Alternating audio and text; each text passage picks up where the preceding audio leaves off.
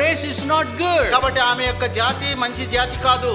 So she is a idol worshipper. ఆమె వచ్చేసి విగ్రహారాధన. She come to Ephrathah. ఆమె వచ్చేసి ఎఫ్రాతాకు వచ్చింది. Not only coming to Ephrathah, ఎఫ్రాతాలోకి రావడమే కాదు, but also prospered in Ephrathah. కాబట్టి ఫలాభివృద్ధి పొందింది ఎఫ్రాతాలో. Not only prospered in Ephrathah, కాబట్టి ఫలాభివృద్ధి పొందడమే కాకుండా she start giving fruit in Ephrathah. ఎఫ్రాతాలో ఫలముగా వచ్చింది. Have you understand this word? కాబట్టి మీరు ఈ యొక్క వాక్యాన్ని అర్థం What చేసుకోండి. kind of an experience we need to go through in Ephrathah? ఎఫ్రాతాలో మనం ఎలాంటి అనుభవాన్ని కలిగి We ఉండాలి? need to be fruit bearer in Ephrathah. మనం వచ్చేసి ఫలభరితముగా ఉండాలి ఎఫ్రాతాలో. How could it happen? అది ఏ విధంగా జరుగుతుంది? Here two women we are seeing.